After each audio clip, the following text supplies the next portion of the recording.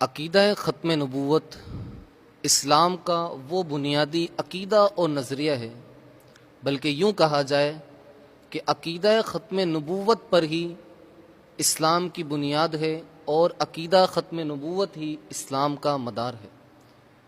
کیونکہ اگر کوئی شخص یہ کہتا ہے کہ آقا علیہ الصلوۃ والسلام کے بعد کوئی نیا نبی آ سکتا ہے، تو اس کا سیدھا مطلب یہ ہے کہ پھر اسلام کے بعد کوئی نیا دین بھی آ سکتا ہے۔ عقیدہ ختم نبوت بہت ہی حساس اور نازک عقیدہ ہے۔ اسلام میں بے شمار فرقے وجود میں آئے، کئی گروہ سامنے آئے، لیکن کسی نے بھی عقیدہ ختم نبوت کے حوالے سے اختلاف نہیں کیا۔ یعنی یوں کبھی نہ ہوا کہ کوئی شخص کہتا ہو کہ میں مسلمان ہوں اور وہ عقیدہ ختم نبوت کا انکار بھی کرتا ہو، ایسا کبھی بھی نہ ہوا۔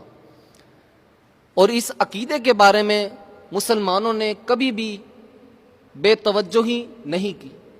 جس شخص نے بھی ختم نبوت کا انکار کیا، مسلمانوں نے اس کو کبھی بھی برداشت نہ کیا۔ مسیلمہ کذاب نے جب نبوت کا دعویٰ کیا تو حضرت سیدنا ابو بکر صدیق رضی اللہ تعالی عنہ نے ایک لشکر جرار کے ساتھ اس کا مقابلہ کیا اور اس کو صفحہ ہستی سے مٹا دیا۔ عقیدہ ختم نبوت اس قدر حساس اور نزاکت والا عقیدہ ہے کہ جب امام الائمہ حضرت امام اعظم رحمۃ اللہ تعالی علیہ کے زمانہ مبارکہ میں ایک شخص نے نبوت کا دعویٰ کیا تو آپ نے اسی وقت یہ فتویٰ دیا کہ اگر کوئی شخص اس سے جس نے نبوت کا دعویٰ کیا ہے کوئی اس کی نبوت پر علامت بھی طلب کرے، دلیل بھی طلب کرے، تو وہ اسی وقت کافر ہو جائے گا۔ اس کو نبی ماننا تو بعد کی بات ہے، اگر کوئی شخص فقط اس کی نبوت پر دلیل مانگتا ہے، علامت مانگتا ہے، تو وہ شخص فوراً ہی کافر ہو جائے گا۔ اس قدر حساس اور نزاکت والا یہ عقیدہ ختم نبوت والا عقیدہ ہے۔ آخر اس کی حساسیت اور اس کی نزاکت ایسی ہے کیوں؟ کیونکہ آقا کریم علیہ الصلوۃ والسلام کی اس حوالے سے واضح احادیث مبارکہ موجود ہیں۔ آقا کریم علیہ الصلوۃ والسلام نے ارشاد فرمایا، انا خاتم النبیین فلا نبی بعدی، کہ میں سب نبیوں میں، تمام نبیوں میں سب سے آخر میں آنے والا ہوں، میرے بعد کوئی نبی نہیں۔ نبی کریم علیہ الصلوۃ والسلام نے دوسری جگہ ارشاد فرمایا کہ نبوت اور رسالت ختم ہو چکی ہے، اب میرے بعد نہ کوئی رسول ہے اور نہ ہی کوئی نبی۔ ایک اور جگہ ارشاد فرمایا، انا عاقب لا نبی بعدی، میں عاقب ہوں اور عاقب وہ ہے جس کے بعد کوئی نبی نہ ہو۔ اعلیٰ حضرت نے عقیدہ ختم نبوت کے حوالے سے وضاحت کرتے ہوئے اس بات کو بھی ارشاد فرمایا کہ اگر کوئی شخص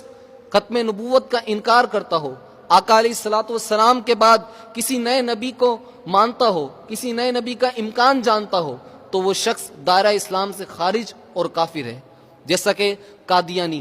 کہ وہ کسی نئے نبی کے قائل ہیں، وہ اس بات کے قائل ہیں کہ کوئی نیا نبی آ سکتا ہے، تو وہ ختم نبوت کے باغی ہونے کی بنا پر وہ دائرہ اسلام سے خارج ہیں اور کافر ہیں۔ ماہ محرم الحرام میں حضرت سیدنا امام حسین رضی اللہ تعالی عنہ اور دیگر اہل بیت اطہار جو ہیں ان کا ذکر خیر کرنا، پھر چاہے وہ نظم کے طور پر ہو یا نثر کے طور پر، معتبر اور مستند علماء اہل سنت کی لکھی ہوئی منقبتیں پڑھی جائیں یا صحیح روایات کے ساتھ جو واقعات موجود ہیں ان کو اگر پڑھ کر سنایا جائے، سنا جائے، تو یہ بالکل جائز اور ایک مستحب عمل ہے، نزول رحمت اور باعث برکت عمل ہے۔ لیکن ان واقعات کو بیان کرنے میں، ان منقبتوں کو سننے میں اس بات کا بھی ضرور خیال رکھیے کہ ہم جو واقعہ بیان کر رہے ہیں یا سن رہے ہیں، آیا اس کی روایت بالکل صحیح ہے یا نہیں؟ کیونکہ اس وقت بہت سے لوگ ایسے آ چکے ہیں جنہیں اللہ رسول کو خوش کرنے سے زیادہ عوام کو خوش کرنے کی فکر زیادہ رہتی ہے۔ وہ اپنی جانب سے ایسے من گھڑت اور جھوٹے واقعات بیان کرتے ہیں جن کا شریعت سے اور حقیقت سے کوئی تعلق نہیں ہوتا۔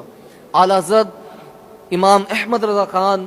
علیہ رحمۃ الرحمن نے فتاوی رضویہ شریف میں ارشاد فرمایا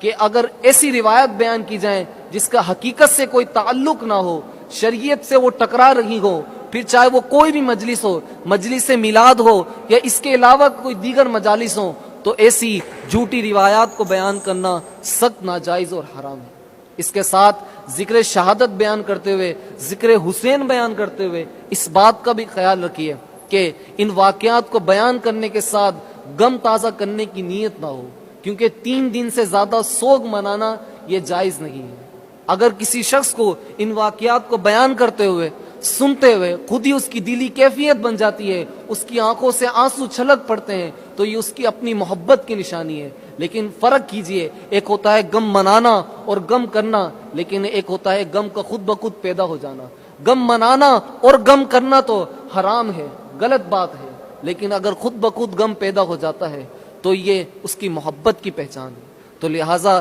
ذکر حسین کیجئے، ذکر امام حسین کرتے رہیے، یہ ایک اچھی محبت کی علامت ہے، لیکن ساتھ شریعت کی پاسداری بھی کیجئے، اور ممنوع جو باتیں ہیں، جن باتوں سے شریعت نے ہمیں منع کیا، ان باتوں سے